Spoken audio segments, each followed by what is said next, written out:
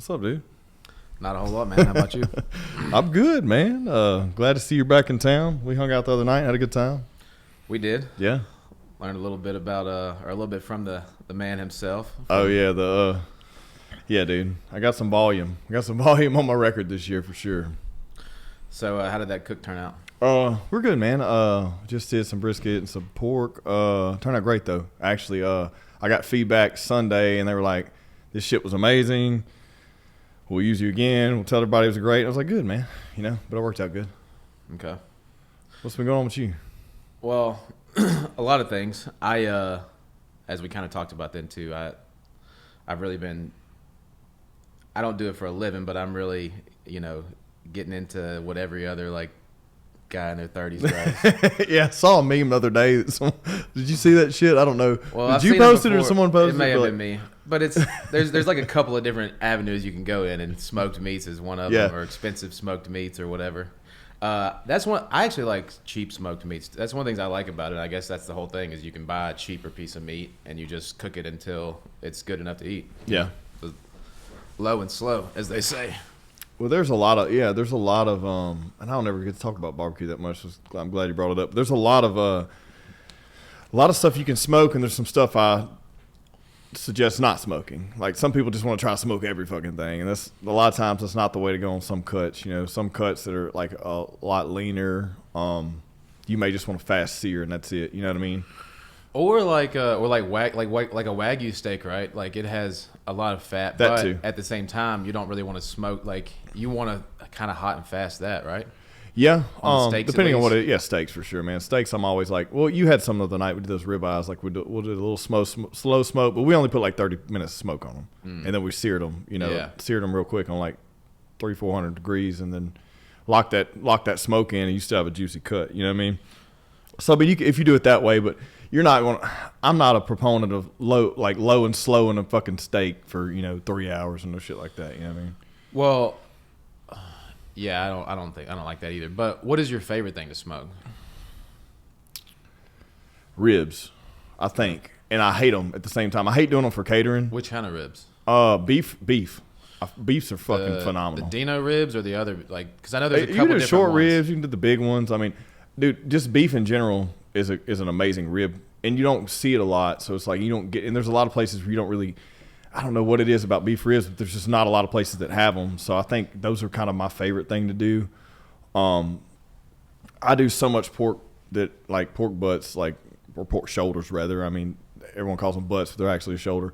I do those so much that I don't get excited about them anymore. But that's probably like my most consistent meat, because once you get that figured out and you have that dialed in, you have a juicy cut that you can do anything with, But beef ribs are amazing. I love doing pork ribs, but I don't like doing them for catering because they don't yield as much profit, and they take up way too much room. If you think about it, you know what I mean, like grill space. Well, that's probably why you don't see them as much. For one, at places for sale, because on a lot of these barbecue groups I follow, and obviously I'm more of a, I'm doing it for a hobby more so, or a passion than. And I guess for you, it's like a money making and a passion. Well, I started as a passion, then I just turned it into a little business. But yeah. But yeah, you see a lot of. What I'm getting at though is a lot of guys on there say that the beef short rib or the plate ribs are like the best bite in barbecue, and then some people say it's like a burn end or even like a pork belly burn end. Burn ends are amazing. I'll do the cheap burn ends with the chuck roast. Pork ends, burn ends. Yeah, those are amazing. Do a pork belly burn end. Those are great too, but that's another thing. That's one of those things where it's a hobby cook. It's not you can't really be efficient on those and like high volume make good profit on them. Right. So I guess if you were at more of like a restaurant style, like what you're doing when you're doing catering, obviously it's volume, like you said, and you've got to feed a ton of people, and you're feeding. And you all want the same quality. Thing. Yeah, you want quality. So it's like you got to keep that in mind, right? It's like if we're doing a lot of brisket, cool. If we're doing a lot of pork butt, cool. Even chicken, great. But ribs, still good. But you just like I said, it's. I mean, you don't have as much. Well, and I guess because there's so many bones to it, if you think about it. Yeah, I mean, because like you say meat ratio. Say this, you take a 15-pound brisket. Well, I can feed 30 to 40 people on that. Whereas 15 pounds of ribs is not going to feed 30 to 40 people. You know what I mean? Yeah. And the size of it, too. So that's kind of what it's at. I love ribs, but honestly, I've always been one of those like I'm so finicky about getting stuff on my hands. Like, I will do it. Don't get me wrong. Yeah. But honestly, more than the hands, when I have facial hair, yeah, you know, like if you get a little bit, get a little bit on there, then you smell it. Like, I'm literally, I can't be the guy with. I'd rather take my chances. I know a lot of guys like that. I really do. I know guys like I'm not eating shit. But if you're home, you'll fuck it up. I only do bone in whenever I'm shaved face. No, yeah, I'll do it at home too. But that's the only barbecue in general. I guess I have had a better experience doing it myself because it's at home. Like when you go out, like. I definitely have enjoyed going out for barbecue, but it's so hit or miss when you go to restaurants. And it is, man. It's hard to find a place that's amazing. Shout out right now to Bad Wolf, my boy Andrew Caskey. His barbecue's always on point. He's actually in Ruston, Louisiana. That dude has got it dialed in. Over there in Sunbird, Longview. I think he's in Longview now. Set up shop. Those guys got it dialed in. They're in Longview, Texas. It's hard to find a place around here that's amazing. It just really isn't consistent. But those guys, they got it down. And it's because it's craft barbecue.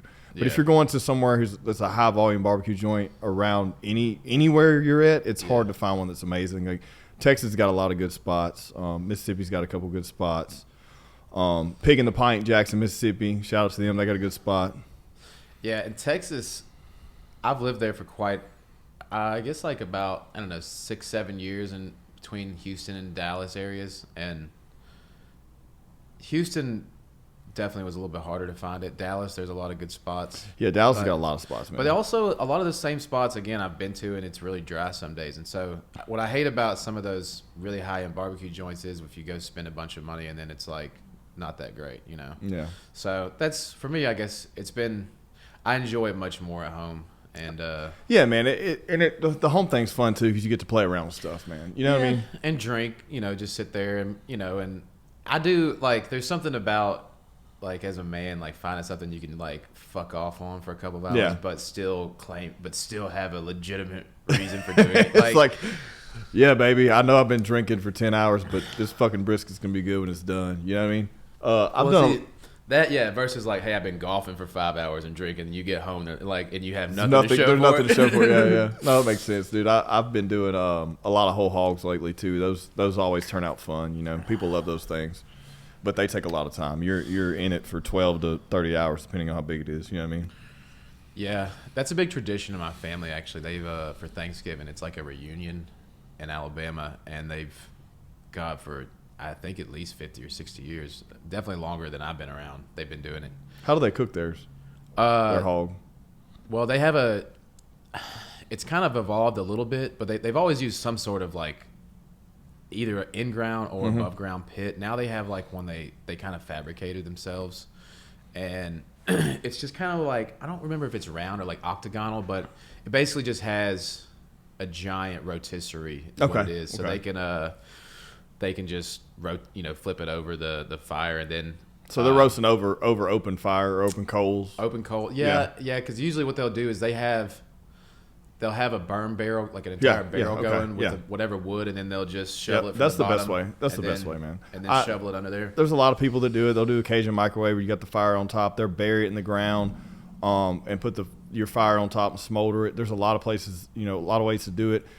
What we've done, and we came out good last year. We did Hogs for Calls. We come out like 9th overall out of 100 teams. So we built a cinder block pit style, but we built it out of aluminum. We built our own pit, and we kind of utilizing that now. We're actually making it bigger and putting it on a trailer where we can move it around better now. But we'll do the same. We'll do the same concept. We're burn barrel with pecan and fruit wood, and then we're shoveling coals in, and then you let that pork fat drip over those coals, dude, and you get amazing color, amazing taste. That's the way to do it, in my opinion. I like doing it that way. Yeah, that was one of my first experiences. Like I wasn't obviously the guy cooking as a kid, but I would definitely sometimes we would go over there like the night before when they would start it or whatever, and we'd play football and tell dirty jokes, and it was just a good memory. But I remember seeing them actually cook it for the first time, and for one, just how different it looked before it was cooked. But oh yeah, they look horrible when they're like slathering this thing up with mustard, and I hated mustard, dude. I couldn't even let the mustard like touch my plate. And so I'm over there like, "What are you guys doing?" And then they just start like, they're like, the same thing we've been doing like since way before you was around, and I don't think there's 1 year you haven't eaten it.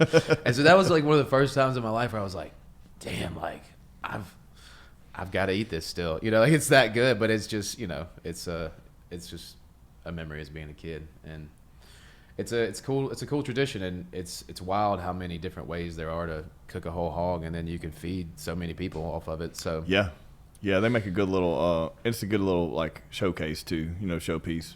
Yeah. How do you like come up with your like whenever you are going to cook for a big group? How do you come up with like a ratio of like, yo, I've got to feed like 50 people? There's a lot of trial and error, bro. Are you like everyone always does? Most people always overcook. Right. And it's depending on how many sides you have, and then like say if you have any like breads to go along with it and stuff like that, just depends on how much you're going to feed. You're always going to have that one hungry guy in there that's going to load up extra. So I don't know, man. It's just trial and error, really. I don't think there's no like definitive math to it, because if I'm cooking for 200 oil field guys, we're talking about different portions, right? Oh yeah. I know. I'm gonna like. I'm not treating that the same as a 150 office party. Yeah. For you know, a corporate event, it's going to be different. It's going to be probably twice the food. So that's going to RE. I just know that going in. You know, I look at who I'm cooking for, what's the platform, where we're going to be at. If I'm doing it on site right off the pit, we're probably going to make sturdier plates, like oil field guys on location or offices or whatever. I'm cooking twice as much food. You know, so it's just kind of every single case by case basis. You know, but it's fun, man. It really is fun. It's instant gratification, right? You know, yeah. Like it's like, okay, the food turned out great, and then you see it immediately. They enjoyed it, and they come back and get more. It's fun for me, and it's become like this podcast, kind of like more like a way for me to like my art form, I guess. These are the only things I have. I have barbecue and I have this. So, like barbecue is a business, yeah, but still, it's not for me my number one business. It's just one of those things that's making money, so I can continue to do it and enjoy it. And same thing with the podcast. You know, it's not like a really number one business or anything, but I can do it, enjoy it, and it pays for itself, you know. Yeah, it is. I really got to experience that gratification in a lot of my family back in Alabama doesn't really know how much I've been like experimenting with barbecue. Okay. For Christmas this year, I went home and I made a pork butt and some like cream cheese, like some smoked cream cheese appetizers and different pepper jelly and stuff, and they were like, you know, who made this? And it definitely like nobody was expecting me to pull that out. So. Yeah, there's something fun about that. Another thing though, like with me, everyone expects you to cook all the time. Yeah. You know, so it's like, fuck, dude, I got fucking hammered in November, December. We're talking 2 or 3 gigs a day, and come Christmas time rolls around, it's like, fuck. Family wants you to make food too, so I'm just like, look, I'm just gonna make this and let y'all drop it off. I'm not even gonna do the whole serving thing this year because holy shit. But yeah, that's one of those things, man. You become the catering guy or the barbecue guy or whatever, then everyone always expects you to cook, and I enjoy that, because for the longest time that was my catering. It was like, oh hell yeah, I'm gonna cook for the family. We're gonna do this fun stuff, and then we're gonna have something at the house, and I'm cooking, you know. But then at some point, it's like when you're in high volume like season, you know, you're like, oh shit, I don't really feel like doing shit. And like I don't even want to cook for myself. I want to run to the damn Mexican joint, get some fajitas. You know what I mean? Yeah. My wife and I, we don't cook nearly as much as you, and we actually ended up doing a lot of eating out for whatever reason around the holidays, just because we had so many extra things going on, and it just, you know, it takes a lot of time. But you know, you got to do what you got to do. So. Oh yeah, man, you got to eat, bro. But that's one thing about it. It's that I think it is. There's something primal about barbecue. Yeah, it's been I guess mainstreamed with all these, you know, different ways people can cook now and kind of plug and play and smoke easier. But people talk shit about that. I am a like real traditional wood fire smoke guy. I am. And I'm never going to give that up. But do I still have applications where I use a pellet smoker? Yeah. Water smoker, yeah. Electric. I don't give a shit, dude. My thing is there's all these people when you're in those barbecue groups, people listening or watching, there's all these people that talk shit like, man, that looks horrible, or like there's only one way to smoke this meat, or there's only one way. Dude, I don't give a fuck how you cook it. If it comes out and it's good, bro, I'm gonna say this is delicious, man. How did you make it? See if I can get any tips from you. You know, I'm one of those people that I'll share every single thing I do. Yeah. Like it's not even about like what you use or how you do it or that method that's going to be separating you from somebody else. It's just really about paying attention and time and temperature, in my opinion. That's it. Yeah, I'm totally on board with like if it tastes good, I'm not gonna be over there like I might ask how you made it just because I'm curious, but I'm definitely like there's definitely a lot of those people in those barbecue groups that are like, just circle jerking each other off about what kind of fucking wood they use. Yeah, what fucking rubs you use. I'm like, motherfucker, all the rubs they're essentially all the same spices and fucking and pepper and salt. It's just they're putting new labels on it. You know what I mean? Well, and ultimately I hope to eventually be one of those guys that can just make on my own and not have to go out and but I do, I'm of the train of thought like let's get all the information out there so we can make it better, not to argue about it. But of course. That's people. Anytime you get any big group of Facebook or whatever, once it gets over like what do you think's the amount of people? Like when there's a certain amount of people, you can keep it to a certain level of like 100. Is that few? 100, man. Well, no, it's got to be in the there's like once you get in the 50,000 range, it can be chaos, and then once they get over like a couple 100,000, then you can't even get anything out of it. Like I see what you. There's a certain like I think happy spot to have because I've noticed that with marketing like businesses and stuff. I'd say once you get over like 5,000, then shit starts getting to where you're having negative like it goes from like everyone boasting this up to some negative trajectory coming in. Definitely, yeah. But like for the closed groups, man, I think once you get over a couple thousand, you're gonna Yeah, well, closed groups need to be smaller. I think I'm talking more. Well, like for RV, we're doing the RV life now. Yeah. Yeah, so, I want to hear about that too, because I did it for a little while and it was great. But I want to hear about what you guys are doing. Well, I was talking about RV groups. Like that's honestly, as far as like money saved, I don't know. I've been a big proponent of Facebook groups for a long time, and I think honestly that's one of the better things about Facebook between Marketplace. Like they've kind of become like the new Craigslist. But better in some ways. It's a better forum. It's a better forum if it's a specific group just focused on the one thing. Yeah, like the cold plunge thing. You were like, "Hey, are you in this?" I'm like, "No, I'm not, but I'll get in it." And then I ended up just using the pool. But yeah. Well, that's one of the things about like when you have winters. Even like the winters we get are definitely cold. Once it gets cold enough, like the difference between 40-degree water and 30-degree water is not that difference. Right. But yeah, no. But I love those RV groups because they've just saved me a lot of money and help make decisions and just seeing how other people do things, and you can just it's a really good community there. You don't really get a lot of. I mean, there's definitely some going back and forth, but a lot of those probably going back and forth over some brand of some fucking tire chalk or something. Well, they'll be going over brands of toilet paper and everything, dude. Because this is the best quickly dissolving paper to use. Yeah, and then some people are like, "Oh, you sick fucks! You gonna be like it is." But no, but RV life. So RV life. My wife and I, we went full time. All right. Well, let me back up just a little bit. What started this idea was we went to Canada for the summer, just for like a 10, 11-day trip, and we did some backpacking and like tent camping, and we stayed in a couple of like hotels, but really we were just out in the wilderness and staying in Dallas a lot. Most of the time. You don't really realize, or any city, but where we were staying, but you don't realize, at least for us, how much having all those people around you, like, it can weigh on you. And for us, camping is just something we figured out that really lets us, like, just kind of have a reset. It just feel like a weight lifted off of you. But after we left Canada, we were like, we just don't want to stop camping. So we started talking about getting an RV, and then that was in like the beginning of August, and now we started full time like basically at the beginning of October. So it didn't take. It was a good time to start too. It's not really cold yet around here in the south, and you can kind of get somewhere really stationary and really hot, like the heat. Yeah, because you hadn't got the summer yet. Just wait, bro. It fucking sucks. We don't really plan on being in the south for the summer. Okay, we good. Plan on summering. Like our goal is to. So we were in Dallas, and even being in. Even in September, that was fucking hot. It was still hot. I mean, like, but definitely doable. If I would have had to be in there if we would have had to spend like July and August in there in Dallas, probably wouldn't have enjoyed it. It sucks. Like I was in mine at midsummer, 100 degrees, 105 degrees, and you're not getting that thing no cooler than 78 inside. Which is, look, man.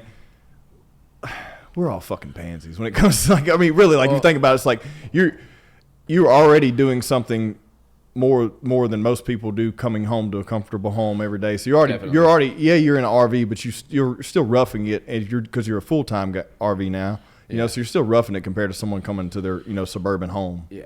Well, if I've been outside in the heat all day versus being inside of a really well climate controlled environment, I can definitely handle 78 degrees or whatever. Not a lot. Like, it still feels a lot cooler than it does 110 degrees outside. And that's the middle of the day. At night, it'll get back down to 70. You know what I mean? But those things, I lived in one for almost 2 years. I loved it. I had a good time doing it. You know, well, I'll do it again. Me and the wife talked about that. And kids get grown and get into where they're sustainable. Let's hit the road and do it again. You know. Mm.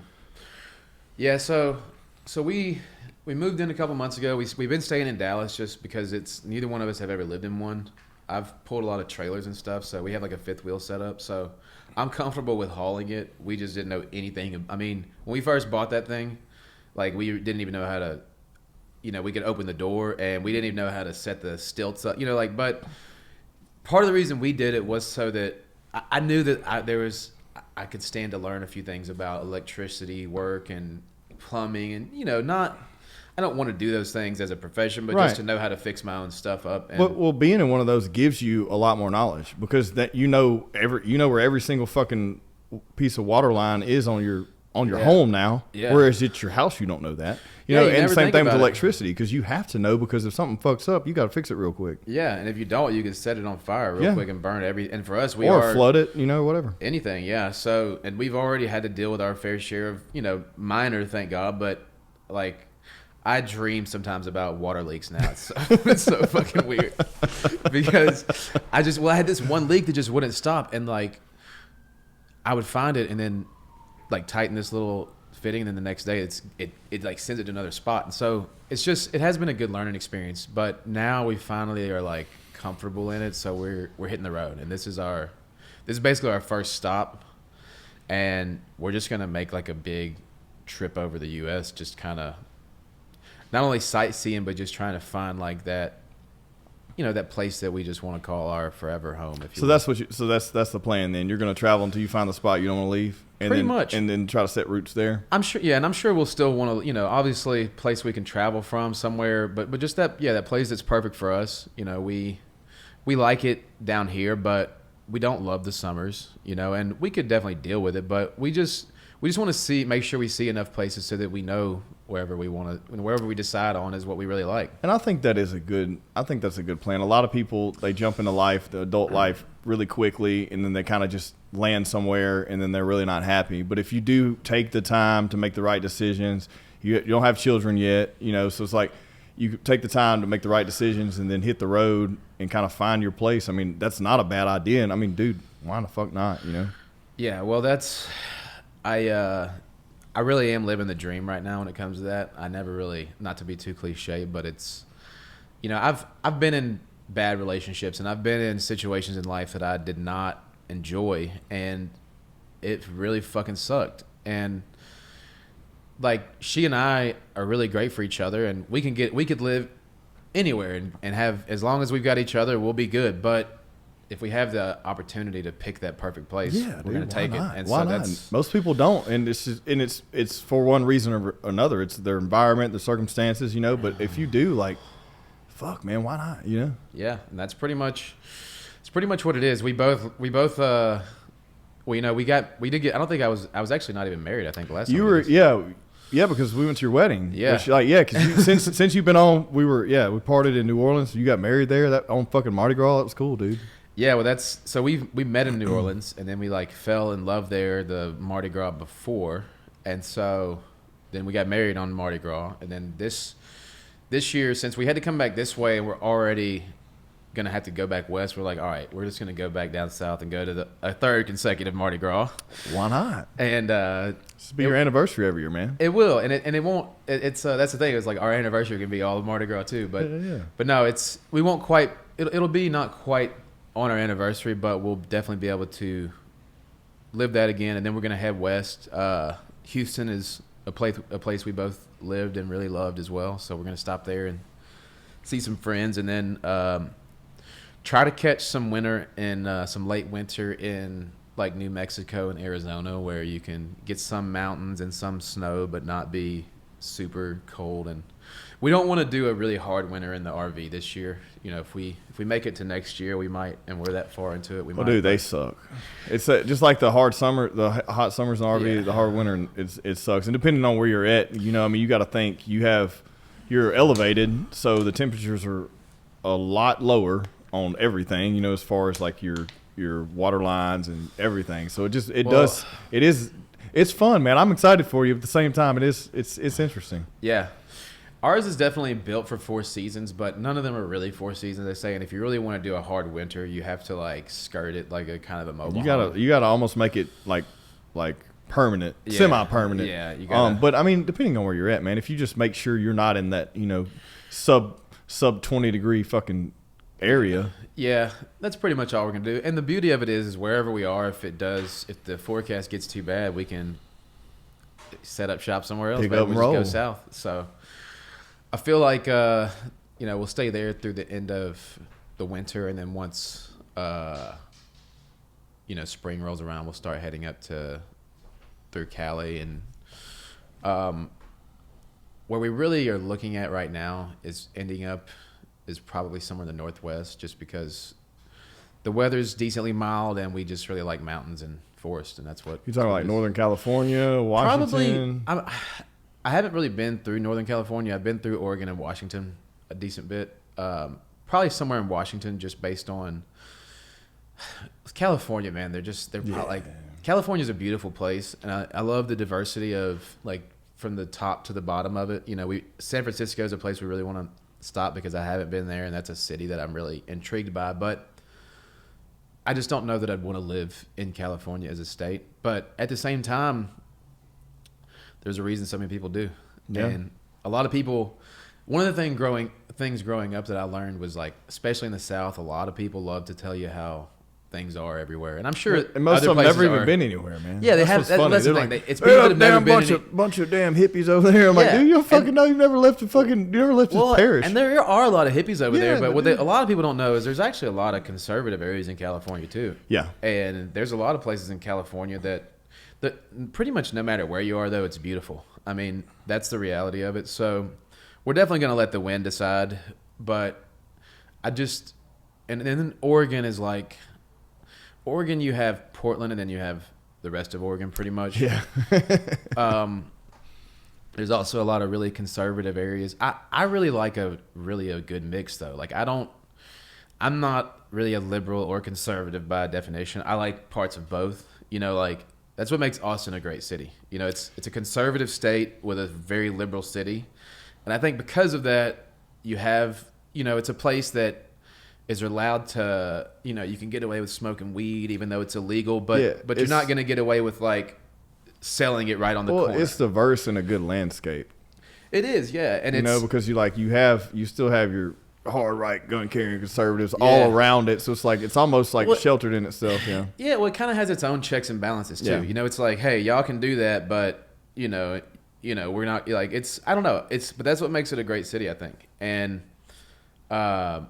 but you take a place like Oregon that's pretty liberal, and then you have a super liberal city, and then they start burning down, like I definitely think that we should be able to protest and say what we want to say, but I don't think that burning down federal buildings is the right way to do it. Well, there's a hard line between, you know, making your, you know, ideology known versus destroying other people's things to prove a point. You know what I mean? Especially, the government thing, it's like there's always going to be a fight there, but the destroying other small businesses, man, I'm not cool with that. You know what I mean? Especially when they have no dog in the fight. It's just the unfortunate circumstance of their location. You know what I mean? You don't think about it. These business owners didn't think that they were going to start a business and have to worry about it 10 years later of windows being smashed in and stuff being stolen just because of their geographical location, right? And that's unfortunate. It is. I do think that it is one of the things that should make us, and I totally agree with you too, for one. But I do think that's one of those things that should make us have the conversation of, like, that's just thinking about big cities. Like, they're great when they're great, but then whenever things get chaotic, you know, like, you're gonna have things like that happen, Yep. and that's I guess where like California is like, it'd be hard to want to like set up shop there in a really busy area because who the hell knows what would happen to it, It's a gamble. and the government doesn't really seem to be on your side because, but I don't know, man. It's I think that we also very well may not end up out there somewhere. We just like the landscapes, and I think that wherever you go, you can kind of find your own little lane. Are you rolling up through Colorado this year? I don't know. It kind of depends on. Are you going around and then over? Well, the thing is that what I'm thinking is that she's never been to California for one. Okay. I've been through pretty much like Central California down all. I've driven through there, flown a couple different times. Then she's so we both want to. I want to show her like San Diego, really. Gotcha. L.A. maybe not so much, just because it's just so busy. I wouldn't really want to take our RV through there, probably. Yeah. But definitely like the San Francisco area, and then north of that, and then up into Oregon and Washington. And I think we'll probably from there head back east, like go through like Yellowstone. Yeah. Okay. Yeah. So you're gonna go that way. So all the way over, then up, and then back. And then and then like south from there, we can probably hit like Utah, Colorado. Yeah. But also we might. I don't know. It depends on how long all this takes too. It's one of those things we can't think too like. A lot of people that do this, they have these predestinated like routes and trips, and I'm sure they still have to change it somewhat. But we just decided to head west and then north once we get to Arizona and go from there. So you just get there and kind of stay as long as until you get tired of it. You're like, okay, we explored this area. Let's move on. Yeah. Yeah, I think that's a good plan, man. I definitely something I want to do in about 10 more years for sure. So. Well, it's definitely not cheap. Like for anybody that wants to do it, it's not cheap. But we also gave up like our house. Like part of what makes it more affordable is that we are doing it full time, and you really, especially the more you plan, you actually can do this pretty. Like there's people that redo these buses now that buy them for nothing, and if you, I don't know that I quite have. I didn't want to go that route because I'm not quite handy enough to have done that. Yeah, because you're myself. building everything from scratch, and Yeah. you have at least you have a self-contained system that's all electronically warranted and all that stuff. Yeah, but ultimately you can do it for not that much money, and the reality is there's a ton of people that started doing it from COVID era, from working from home, like which has made it more crowded, but the place we're staying at here, it's like beautiful. You told us about it at the Black Bayou Conservation Area, and we're the only people out there. Yeah, that's nice, man. This when you can experience like now wait about 4 months. You can't get a spot, but like you find those areas that are in the slow time, dude, and you can really enjoy the entire like what it was built for. Yeah, and there are a lot of people that follow like 70-degree weather. So there's kind of there is a route you can just stay in the 70s, depending on which direction you go. So there's a lot of cool ways to do it, and it's not for everybody, but we're excited about it. And business wise, I guess is a good segue. It's something that I'm planning on like expanding our like bail bonds operation south of here. So. And then I'm working on maybe doing some other things too. So it's nice to be able to, wherever the next gig is or whatever pops up next, I can be there for that too. So it's something that's going to enable us to see all that we want to see while also getting the work that we need to get done.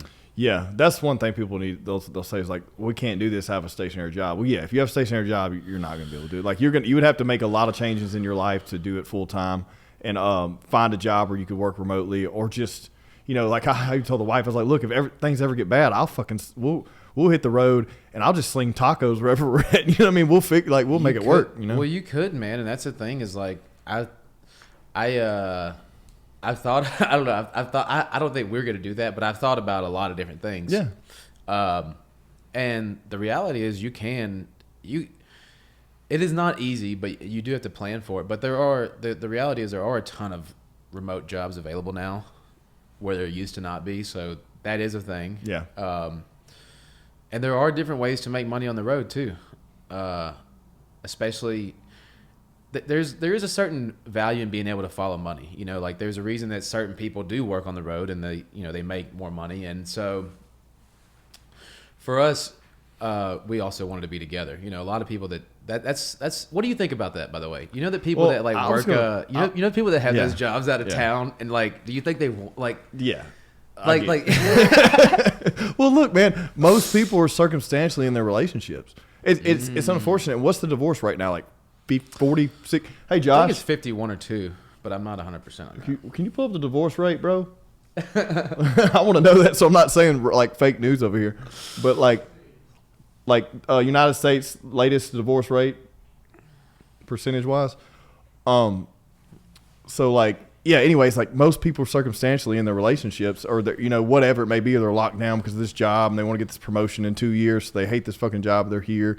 And then maybe their spouse doesn't leave because their spouse has a good job. But yeah, dude, like I love my wife and I love hanging out with her all the fucking time. So I know I could hit the road and do that, what y'all are doing, but that is very rare, very rare. Yeah. Cause you got to think the divorce rate as high as it is. And then the other percentage of it, who are they, or probably half of those are actually happy, right? You know what I mean? Yeah. Did you see how many people got divorced during COVID also because of the they fact happened to that be around each other? They had to be around each other. That probably spiked. What is it? 40% to 50%. So it's that's interesting. So 40-50% on the first marriage, and then 60 to 70% on the second. Is that okay? Anyways. Yeah, that's not that great. But but you know what's wild is how is it worse on the second? Well, I guess like it's like I've already done this once. Yeah, it makes you would it think easier. you would think, well, yeah, but you also would think they would want to pick the spouse better this second time around. I don't know, man. I mean, I got married. This is my second marriage, but my first marriage, I was really young and too young. And, people from the South, it's just one of the fucking things that they do is get married too young. And is that a Southern thing? Well, I know it's a generational thing, right? Because if you look at these people who are younger than us now, they're not getting married at 20 years old. Well, they still do in the South. But if you look at a broad perspective, I guess it is a location thing, also a generation thing. Well, I think it's more prevalent in the South because you do have there's more spread out small towns. I think it's a little bit more of a small town thing probably. Yeah. Because, a lot of the people that are in those small towns never leave. And then you only have a certain, like, if you grow up in Manhattan, you get to see a lot of different people that you're attracted to. If you grow up in, whatever, insert small town America, wherever else, small town then Bill. you only have, and that's ultimately. Well, it's different now though too, because you have social media, everyone's interconnected. So yeah, but yeah, if you're landing on something, but I have seen generationally that it has slowed down. I pay attention, just I look at trends in generations. I don't know why, but I think it's important, like in my being of trying to understand the day-to-day operations of society, because I think me as a marketer, I'm always trying to figure out how I can represent a business to said individual in their best interest, but also stay ahead of the curve. And it's very hard now because our times are changing so quickly. But like I look at these things and it's like the generations are so different, because like after we die, no one will know what it was like to not have internet. Think about that. Yeah, definitely. We're like that last. We are the last one. So I think we are the most significant storytellers in 50 years. Yeah, for I sure. really do. I really do. And I'm not saying that to be like, to put that like pressure on our generation, but I do think that it's going to be important that we're probably the last generation that understands real human interaction without, touching the masses at one time with one fucking, push of a button. Yeah. Yeah, I definitely know what you mean. Like, it'll be a lot easier to, I don't know. I guess every generation 50 years from now, at one time would have been the most significant storytellers. But I do think it will be different because, you can just change all the, you can say, this is what actually happened. 50 years ago, there was no internet. 50 years ago, there's still an automobile, but there was no internet. Like, news traveled at a snail's pace compared to, there was TV, but that was still controlled on what they wanted to, there was no, aside from journalism still was tied to some kind of network with some kind of agenda, right?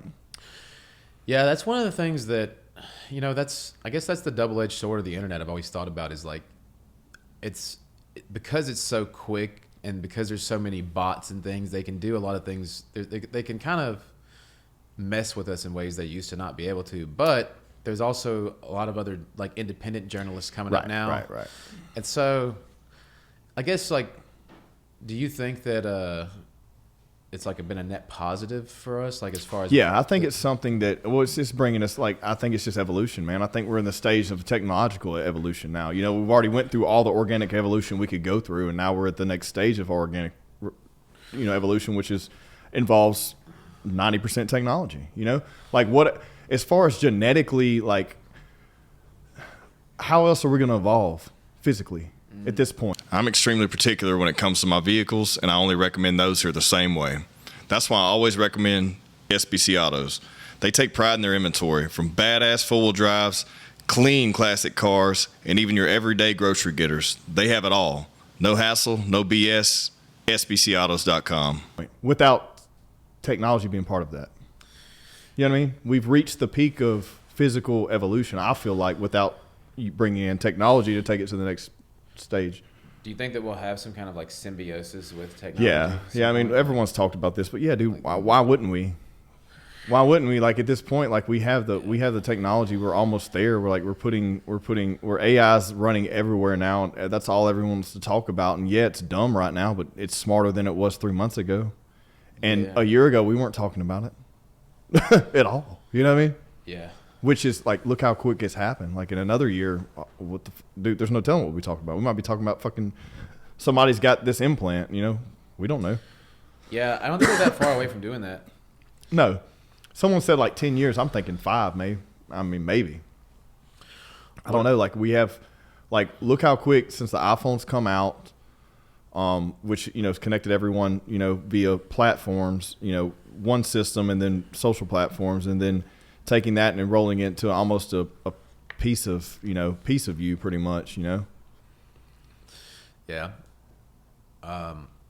Like who do you know if we walked into a room, 20 people in here, right? And these are just like individuals from the ages of 20 to, let's just say 20 to 50. And we walked into a room. Well, no, let's scale it back. Let's say 20 to 30. That way, kind of like right on the nose. We walked into a room, 50 individuals, and I said, all of you have to give me your phone right now, and you can't look at it the rest of the day. How many people do you think are going to freak the fuck out? Okay, so when you say freak out, like just absolute. Okay, like I mean, pretty much everybody's going to have a problem with it. Yeah, and so whereas, as far as like, it's because we're so interconnected with those devices. We're interlinked with we're interlinked with each other via device. But if you think about it, really interlinked with technology. And we're so dependent upon technology linking us together that it gives us a state of anxiety to think of losing it. It definitely does. Right? So, like, we're already there. Yeah. At the same time, though, I guess for me, like, I do appreciate letting my device down now. There was a time when I didn't. Like, there was a time when I didn't really understand the whole addictive aspect of it. And I would just... and I'll still be sometimes catch myself just doom scrolling or whatever, but I do enjoy letting it down. I enjoy doing these things, these long format discussions and not having it, but I also will catch myself in the business I'm in. I have to, like, I'm sitting here fucking playing devil's advocate in the business I'm in. I have to fucking have that. And it's like, I'm just like, damn, some days I just want to put it the fuck down and not even touch it. But would you want to have it, like if you put an implant in, is there a way you can turn it off all the way for one? Like, because like your phone's never really off. You can't turn like it off, it always listens to you. You can't turn it. Like, fuck that. I'm not putting that shit in me. Yeah. I'm going to be one of those fucking people that are like with the doomsday preppers when that time comes, because I don't want to be connected that much. I don't think, but everyone 20 years younger than us will love it. They're like, yeah, of course, because their entire existence built upon connecting, via, cloud platforms, technology, Yeah.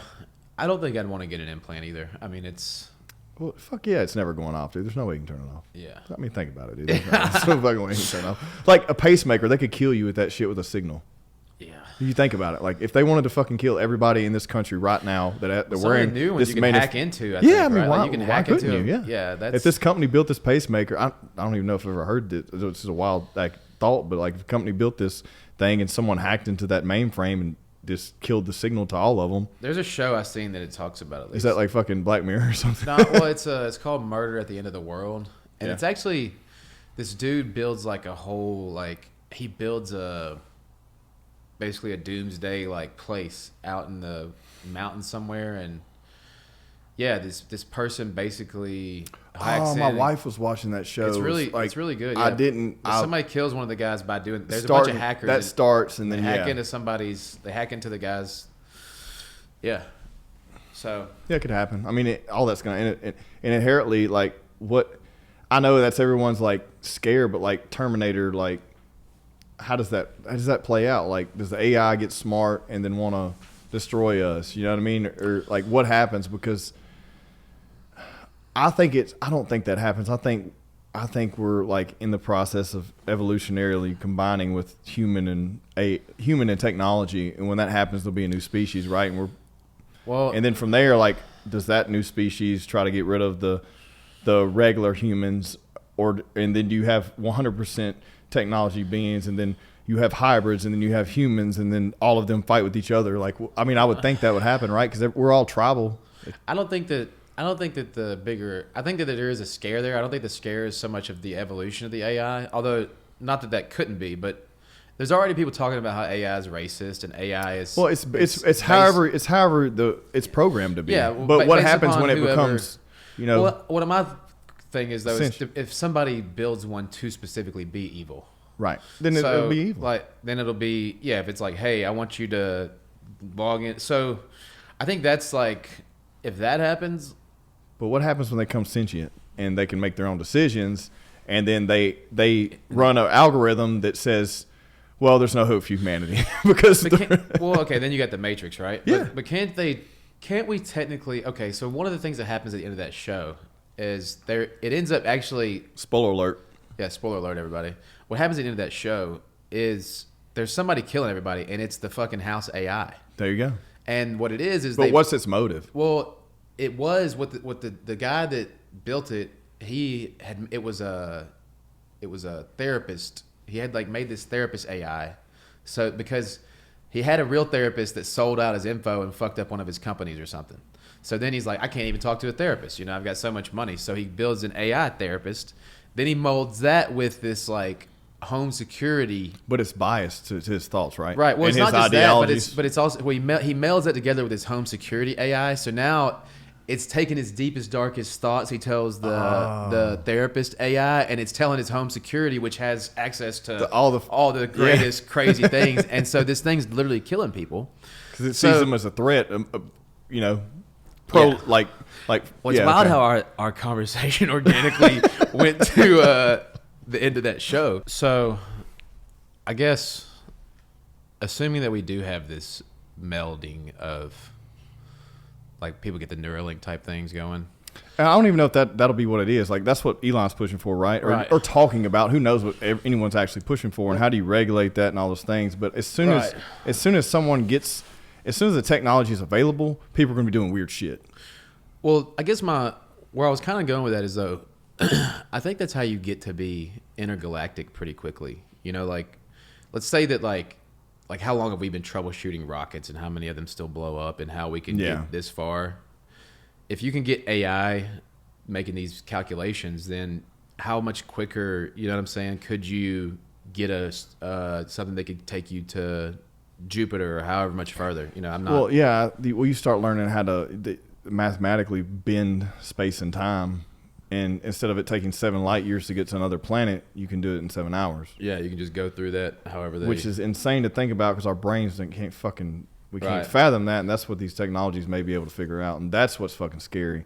Also exciting as fuck. It excites the fuck out of me. Me too. Well, did you see the shit with fucking Starlink launching and everyone saying, "Oh my god, it's a UFO"? Oh well, dude. So you asked about Colorado earlier. Last year. I knew Starlink was a thing. I didn't know that it was going to be a string of I knew there was going to be satellites. I hadn't dug into it to know what it was going to look like. So me and my wife were camping in Colorado last year, and we saw it. And everybody out there was freaking out, dude. And thankfully, one guy was like, "Oh, it's Starlink." He was like, some guy had Wi-Fi, but none of us had service either where we were. But think about this. What if it isn't Starlink and someone's just saying it is, and it's actually something else. You know what I mean? Like, I feel like I know it is, but like as soon as someone said, like, oh my God, UFOs right now, so and so in the sky, and then as soon as someone said actually Starlink launched today, and then everyone's like, oh, okay, never mind. Like they missed it immediately. Well, I definitely think that is Starlink, but you know, the other thing that like Elon's talking about is going to Mars, like making a colony. Yeah. They're talking about like, I think by 2050 is the last thing. I saw something earlier, because I'll put out like these cuts of this podcast on like X, right? And like when you post on X, which was formerly Twitter, if no one knows, it'll actually say this post was made from Earth on your post. I was like, I'll post a screenshot that says that's fucking cool. Like, so it'll say this was uploaded on January 7th, 2023 at 8:43 a.m. from Earth. I'm like, Elon's already fucking getting ready, bro. He's like, he's already ready to make other. He's saying he's going to be like on the first like mission out there, right? I don't know, but I do. Or definitely on the. I don't know if he's going to be like one of the first guys. Like they'll probably have more trained, but like That's as far as exciting. when they start colonizing it or whatever. Well, don't you think that's why it's like, why is it so far fetched for people to think that some other race didn't come here and colonize us? If we're about to have the technology to go there and colonize another planet, why is it so far-fetched for you to believe that some other being didn't come here and do that with us and they just said, okay, they're self-sufficient now, we'll leave? Yeah. That we're just playing it here. I mean, it's well, as many different UFO type things that they're seeing now, and how much is talked about openly in the military, and how they've all but said that these things exist pretty much on, you know, like they've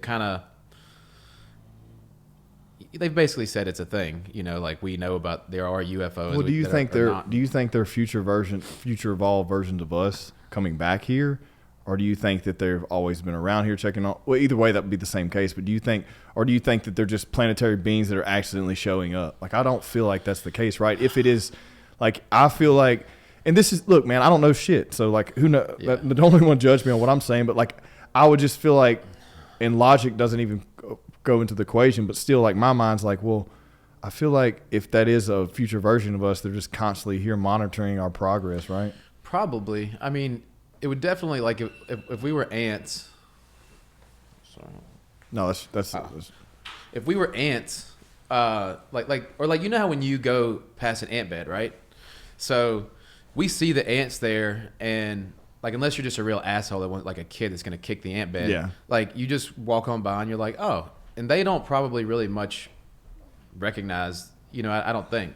So they're probably looking at us like ants, you know, like they don't really have the, you know, like once we start getting nukes and stuff now, they're probably like, hey, we got to watch these guys, you know, because supposedly we've been getting more sightings since we had nukes. And well, that's what they say, but like off. that does bring up a good case. I think Rogan's talked about that before. Like, it brings up a good case. It's like, if the sightings started after we started blowing shit up, but I mean, did blowing shit up open up some kind of fucking seismic? Were they actually just seeing fucking explosions? yeah, they're like, well, what the fuck's that now? Oh shit, we gotta look at that. I've never seen nothing like that before. Like, well, and like, dude, like, they started telling you about these stealth bombers. So when did they actually come out? So like, right, you're not gonna tell. Like, yeah, it could have easily been a fucking really. This could be technology. This could be technology that's been out for 20 years, and they're just now telling you because they're working on the next one. Dude, if you've never been to any of these alien towns either, like, no, I haven't. I need to go. I haven't. I need to go. All right, so I've been in this place called Ludlow, California, and if you look this up, it's the population is 10. Okay. Not 10,000, just 10. Okay.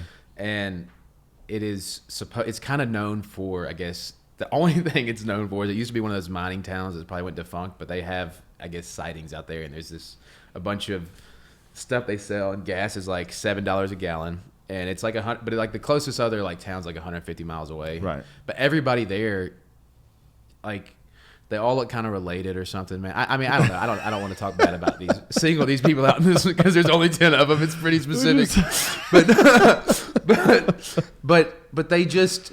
I can imagine, like, if your life sentence is living out there and not having like the want to or the capacity to get the hell out of a place like that, I can only imagine what else you keep yourself entertained with besides alien stories or something. Yeah, I mean, at this point, but I do think that there are sightings. Like, I'm not saying at this point we know Area 51 is real and it's a secret military base, and we know that they have aircrafts and beings, or what everyone seems to admit to, right, or used to, or whatever it may be. But like, how much of that is real and how much of that is just some bullshit? We don't know. Yeah, I mean, I definitely don't think it's bullshit. I definitely think whatever Area 51 is, we definitely don't know. Yeah, we don't know. You know. We don't. Why the fuck would they tell us? They don't tell us anything. Why were they going to tell us that? Like, why are they going to tell us that, okay, we're not telling you anything, but, we'll tell you that we have. They're going to save that for a rainy day or whatever. They really want to pull one of those, in the heat, in the middle of the night bills. Like distraction. Yeah. Yeah, they're like, hey, we need something much worse. We got to save this for But isn't it funny how more people are all of a sudden, since they're admitting to sightings and stuff like that and having equipment, isn't it funny how more people are just all of a sudden going along with it, whereas everyone was skeptical before, except for those random people who've been, supposedly, taken on talk abducted. radio since like the 90s. Yeah. Remember those talk radio like shows? Like anal probing. I was in fucking L.A. last night and I saw, Yeah. Yeah. Dude, I don't know. It fascinates me though. It really does. The Bigfoot thing fascinates me. The alien thing fascinates me. Anything that's the unknown seems to fascinate me. Like stuff like that. I think it's interesting. Would you go to the colony, like the Mars colony? Like if you, Dude, did we talk about this the other we day? talked about it the other night, but like we were slightly inebriated. I would go, but I want to come back. I don't think you can come back. That's what I'm saying. You asked that, or I think you set the scenario. If you go, yeah. Would you want to come back, or would you stay? Like, I would you want take to come like a back. slingshot trip around Mars, like just to see it and all? Like, would you take like a like if not necessarily stop? If they said you land, you can never come back off of it, then I'd be like, fuck it. If we can take a trip around it, I want to look. Yeah, I want to see it. Of course, that'd be tight. Here's another thing. Like you were talking about satellites earlier. Like people don't realize how ratchet space is. They just see these beautiful photos of the Earth, and they don't realize that there's fucking junk floating everywhere. Yeah, and it smells like burnt shit. And I mean, that's what they say, right? I mean, they say it smells like some kind of burnt metallic kind of. Is from what I. But read. Also, like, what about these flat Earth people? Well, I don't know, man. I was on the cusp of being one at one point, but you've been in an airplane. I have, right? And so it's not flat. At that time, I don't think I'd been in a plane. Okay. Yeah, man, I grew up in the sticks. Like, but bro. You see people like fucking, dude, I don't even know. I don't. But eventually, like, I wasn't ever really a flat earther. It was just enough people talking about it that it made me actually go do my own research about like, okay, if you stand on something, this, like how far you can see, and I definitely team globe. They just have such mental gymnastics and ice walls and all the shit you have to go through to like That's with any kind of fucking conspiracy, like, you know what I mean, like hardcore conspiracy group. Like conspiracy is one of those things where like a lot of this shit is true, but once you go down a deep enough fucking rabbit hole, some shit's gonna get weird. It always is. Yeah, I think more so than going to Mars. Well, okay. I think the things I would most want to see in outer space is to see the Earth from the space perspective. The moon. Yeah. I want to go to the fucking moon to see if they were lying about being there. That's what I'm more interested in. Do you think they were lying about it? I don't fucking know. I think that Jared Leto has apparently owns the bunker that they supposedly shot it in the whatever, what is that, the 50s? Man, what year was that year? It was like what year did Josh? 60, what year did they? Was it 63? I don't know. What year did they land on the moon? Supposedly. Is he headphoned up in there? I don't know. Oh. Yeah. Okay. Yeah. Yeah, we should know. Or was it either? You know what? Okay, whatever year it was. Now we all of a sudden don't have the data to get back there. That's or we're not interested to go. Well, no, it was a space race, right? It was a space race. But it was like they somehow lost the information on it, even like up until like we send shit there all the time, right? We send like lunar fucking but shit to I other guess planets for landing and there. people there or whatever. I don't know. Man. That's absolute dog shit. There's definitely a bunch of it's shrouded in a bunch of mystery, but the video definitely looks like complete shit. But it's bad that I want to go there more just to find out if someone's lying or not. To see the footprints are there. That's not what I'm more interested in that than Mars. I don't know why. I guess just because I want to know. Yeah, I would do the Mars thing if I had done everything I wanted to do on Earth. And I was like maybe like 70 or 80. Like if I died along the way and I'd already seen all the stuff. Right. I definitely wouldn't give up any of my better years that we have here, but. I think if he actually goes through with that and just builds a colony out there, I think that'll be badass. Why don't we like we talk about like the space travel and shit and fucking technology and all that. Why don't we want to explore the fucking ocean more?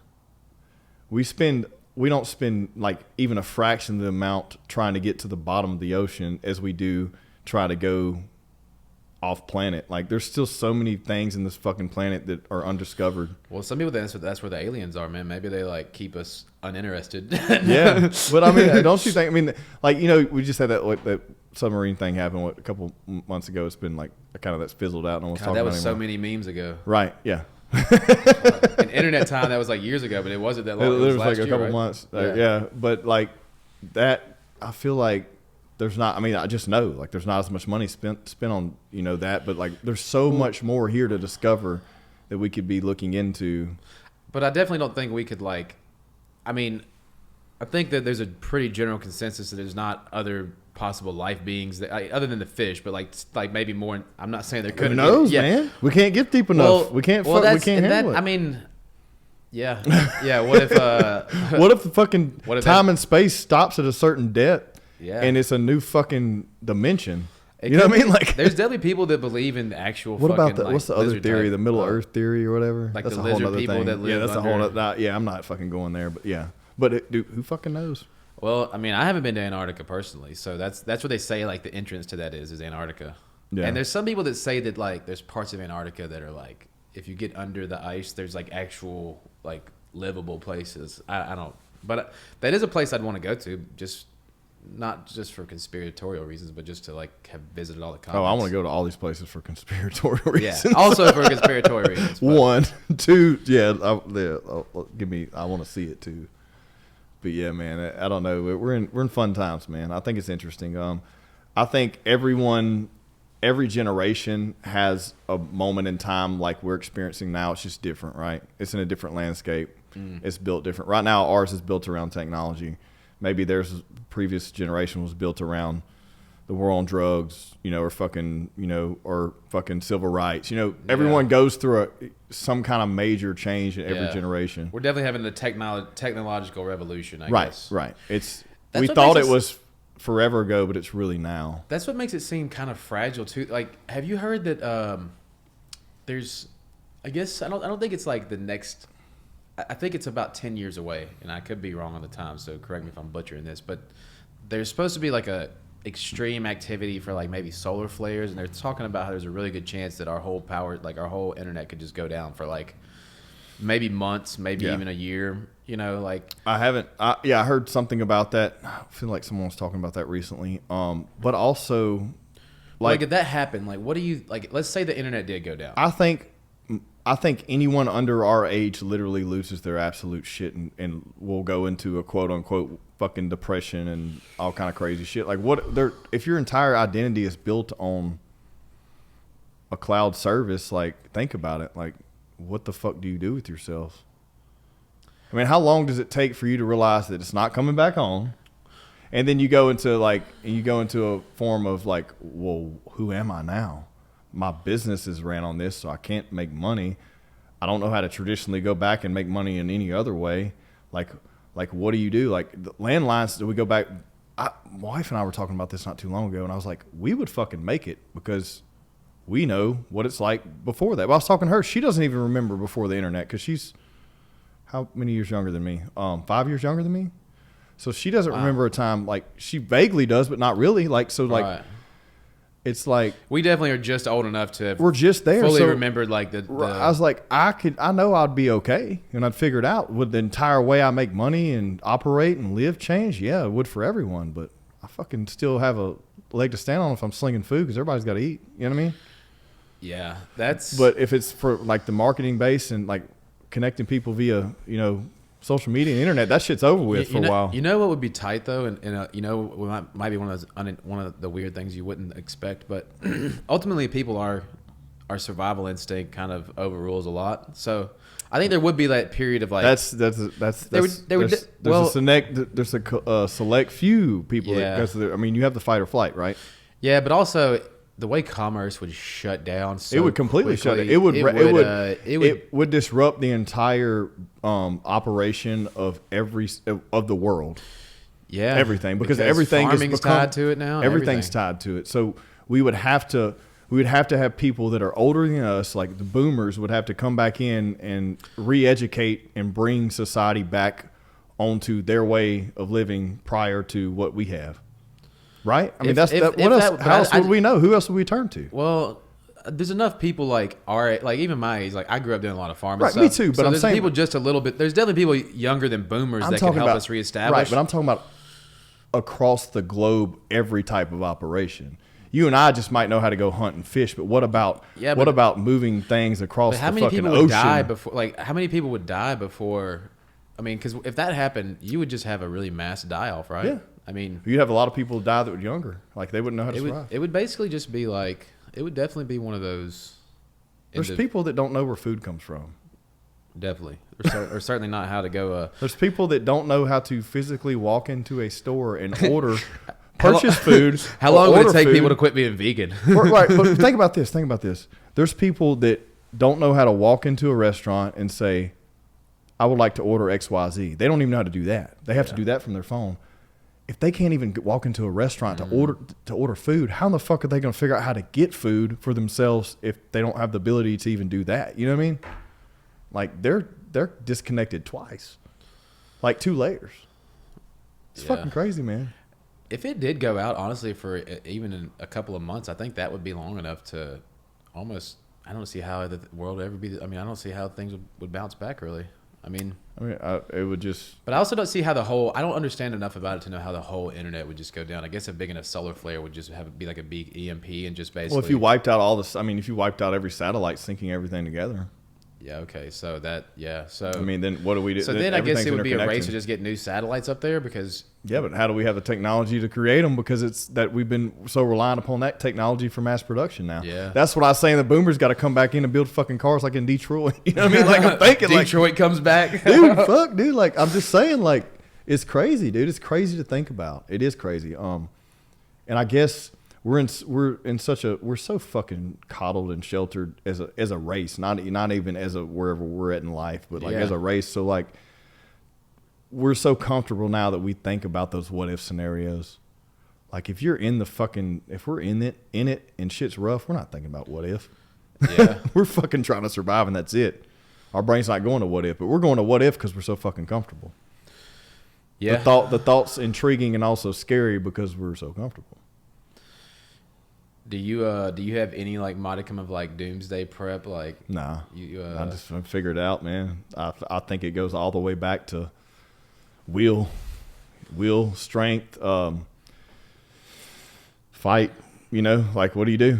Yeah. You know, what do you do? Like, fight for your family, and you know, it is what it is. Like, I mean, I guess once all the weapons are used up and all the ammunition's used, what do you do then? It's fucking then goes up to hand. You know, like. Yeah. It just goes completely reverse for a while, you know, until everything's rebuilt. I mean, it's going to take you back, 100 years?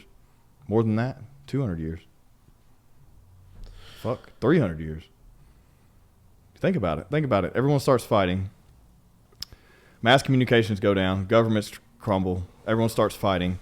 Everyone starts, there's a lot of guns out there, but there's not a lot of people who are actually prepared.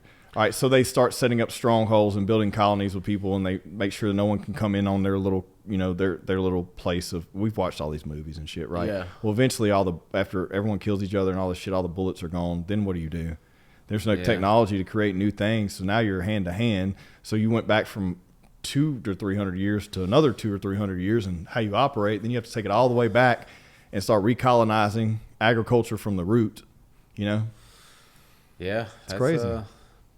It's wild to think about. I definitely hope that we never get to that. Just for the record, there's so many people. That's one thing that bothers me about some of these doomsday people. It's like, I don't want to believe that it'll happen that bad to where, like, I count a couple guns and stuff. But if it does, I'm gonna fucking go holler at them. You know what I mean? Yeah, I definitely know a couple of those guys for sure. Yeah, it's like some shit is the fan. I have a few numbers I will call. Yeah. But I'm gonna they're the ones trying to figure that shit out right now, not me. I'm just sitting here enjoying the moment, man, trying to live. I make sure I work on my skills so that I'm useful to somebody. But you know, like, I want to make sure that, like, hey, yeah, you need to be able to cook. You need to be able to work. You need to be able to move. If you're just a fat piece of shit that can't get anywhere, guess what? You're fucking dying, man, because you're not eating up my crop. I'm not saying me. I'm not saying I'm killing you, but I'm saying if I'm a person in charge of this colony, and we're like, sustenance is limited, The weakest, they go first, bro. It just is what it is. Yeah. Yeah, you would be set, dude. You would have like basically no worries. I don't know about that. I don't know about that, dude. But look, I do think it's important for everyone to know how to provide for themselves. Everyone should hone in on some skill that's not relying upon technology, right? You should have some skill, whether it's whatever it is, not rely solely on technology. You need to have that skill, whether it's cooking, hunting, whatever. You need to have something. Yeah. Fucking jumping fences, whatever it is. Like, find a skill that's not reliant upon you sitting behind a device. Because what happens if all those devices shut down? What the fuck are you gonna do then?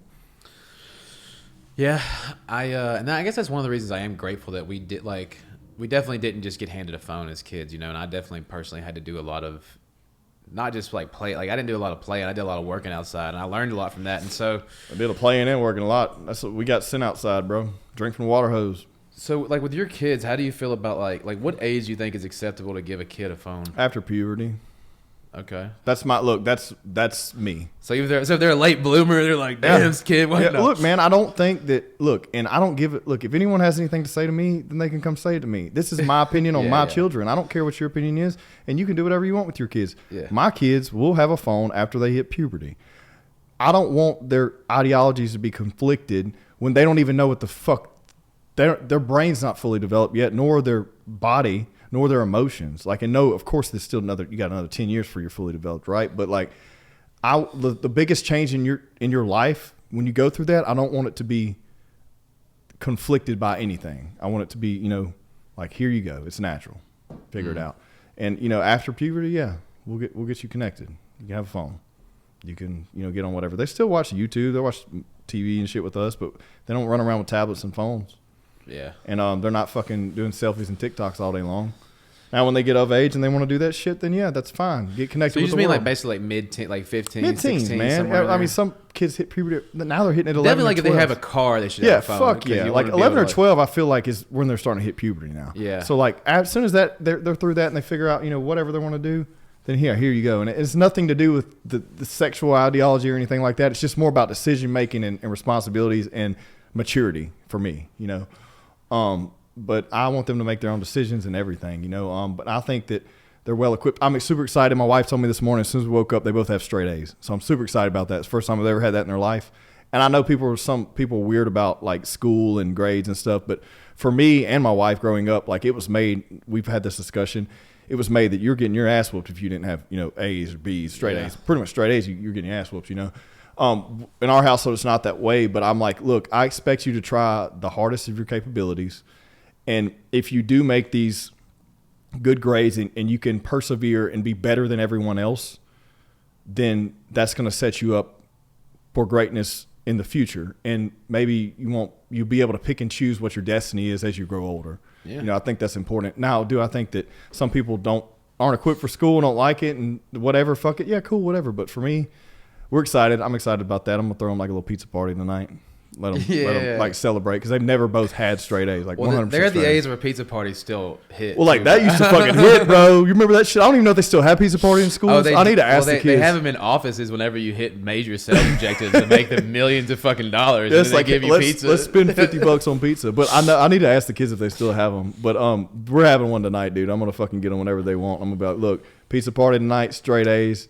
Because they're going to come. Let them get the regular crust tonight, bro. They can have whatever they want, bro. Yeah, I won't make them get cauliflower, bro. I'll get cauliflower. But like, they're going to run in the house tonight after they get off the bus with their report cards because we already got it emailed, right? So that's another thing. How connected you are, like as a parent now. Before, remember when you could hide shit from your? We used to fucking like if I got a bad grade on the paper. I did make good grades, like report cards, but if I got a bad grade or something happened, bro, I could hide that shit. I didn't make bad grades, but I would skip, and I could. Forged notes from my mom. I got in trouble skipping and shit. I never really made bad grades, but I think it's because it was ingrained in me at a young age that you have the capability to do good, so you should do to your utmost capability. So I never was lazy, but I definitely did some fucking off as I got older. Well, and I think that is the. I think it's the job of us is like we like to put it on teachers, but it's really like the future of all of us is children as a whole, right? And obviously, each parent, that's like who has them. It's like their, I guess, their job to take care of them individually. But I think as a whole, we should look at the education system differently because, like, I thrived in school until it got to be where I just boring because it was like, oh, I know how to do this. I'm done with it. Yeah. And I quit at a young age. My brother, who's very different, like you've not met him, but we're pretty different in a lot of ways. But my brother is not a dummy. He's just not good at standardized tests. He doesn't like sitting in a desk all day. And it didn't matter how many times you told him to get up and go to school. He never liked it. Right. But the things that he does like, he's good at. And so I guess I wish we had a better way of identifying kids' strengths. I think we're going back to skilled labor. Like, that's becoming popular again because we're like realizing that, okay, everyone getting good grades and getting a 4.0 is not feasible. And the chase is not, everyone realizing now, okay, the chase is not to get a degree and go to college. One, because it puts you in debt immediately. Two, because it's expensive as fuck. Three, because that's where ideologies become conflicted and maybe, whatever fucking happens.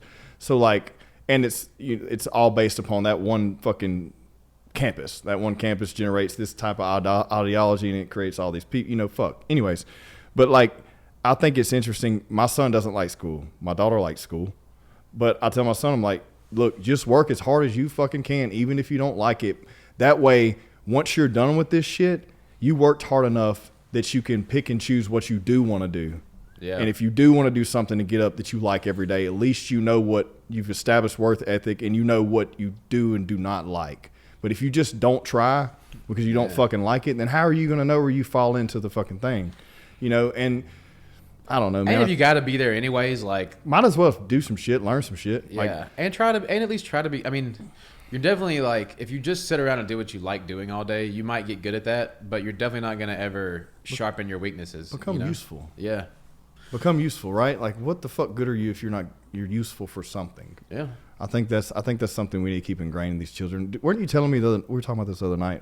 That X percentage of people can't even read. Well, there's like a stat going around that says 40% of students can't read at a basic level. What's the basic level, though? I don't know exactly. Yeah. But I will say that I've been around, like, I'm not a teacher. I haven't been in these classrooms, but I've talked to a good bit of teachers, and I've been around enough kids now that there's and COVID really threw a lot of it really threw a lot of the like the kids that were on that marginal, I think, space of like, okay, I'm just barely passing. You take the routine away from them and you put them in a household with parents who are supposed to be teaching that aren't that good at it. I guarantee you those kids, like the kids that were straight A students and B students, they probably did just fine. They're fine. But all even some of the C students and definitely D and F students, like, God, man, I can't imagine they ever. I mean, let's say that you going into COVID, you're in like third grade, and then you come out and you're supposed to be like in fifth or sixth grade, and you didn't really get that third and fourth, possibly fifth grade in the middle educations. Like, you've got to be miles behind. Oh yeah. And they can't just fail everyone. So what they're doing is they're moving the goalposts on what the standard. Like, remember, like, like a F used to be like a 63 or 64. It's higher now. Oh, it's much lower. Oh, it's lower now. Okay. Yeah, that's what I mean. Yeah, that's what pass, I mean. Yeah. You have more room to make a D. Excuse me. Yeah. So the fact that you have all these people still failing and looking at how far back they move the goalposts, the disparity's probably greater than what they're actually reporting. Saying. Yeah. Well, we were talking about this too because we're picking fun at that. Remember the kid that we used to make fun of? Like, you wouldn't make fun of, but the whole class would be like, "Fuck, Tommy's reading today." Like, they make you read it chapter by chapter, and you get to the one kid that can't fucking read. Yeah, and everybody's like, take all day. Everybody's like, "Fuck, man, we're just trying to get this shit over with." Yeah, I'll be done reading the whole book by the time I'm like, it gets bro, done. I'll read it for you, man. But I can only imagine now, like, if they were to open those books up and make you read. If that's the case, I don't think they do. Well, there's this new other shit I was reading about that fucking emotional, whatever the fuck. Well, that's what starts. They say that is what's the origin of a lot of kids getting picked on is the reading in groups, because that's when it's like you definitely get singled out on, like, hey man, but like survival of the fittest too, right? Yeah. Figure. But I get it. Don't poke fun at, like, well, right. I it's not their fault too. If more kids were taught not to be a piece of shit. Kids are shitty, bro. Yeah, but that's also, like, I'm not gonna lie, dude. Like, when I first started, like, riding the school bus, it hurt, bro. like I got my feelings. Dude, I was a fat band kid, bro. I was fat and in band. Well, I was in middle fat. school. I was fat, and then the worst time to be fat and in band, middle school. Like, I was fat, and then we had, like, not the best clothes and shoes, and, like, that's what prompted me to get a job though. Like when I was 9 years old, bro, I was like, I'm going to work. Same here. Then I spent all summer saving up to buy these fucking shoes, and guess what? They were like not the right Nikes. Yeah. Like I got roasted harder for having like the dorkiest of the yeah. So kids are ruthless, man. It's different now too, though. They're ruthless in another way now. They're ruthless behind these platforms. They're not. I don't see this. But look, man. Yeah, they'll put a video, like they'll get a little something embarrassing to somebody and airdrop it to the whole school. Worse. I think that's worse, man.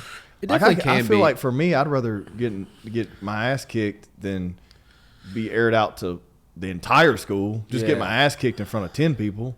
You know what I mean? Definitely. Well, yeah. This and whole then school, it takes the whole school like fucking a week to figure out what happened. Yeah. Right? Well, and if they didn't all see, the actual punch, then you can be like, nah, man, it really what happened was.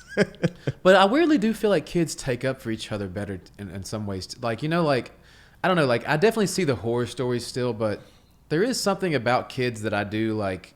I don't know. There's a lot of them that do feel like they aren't as mean as a whole as they used to be. Although every now and then you still see like these online scenarios where I see things get blown out, like somebody gets doxxed or they start like sharing these videos of some girl or guy doing something, that's inappropriate. But I don't know. I just feel like as a whole, kids do seem to be nicer. But I don't know. I think so. Well, I mean, everyone's become a little more less rigid. Yeah. But let's wrap this thing up, bro. All right, man. I enjoy catching up, man.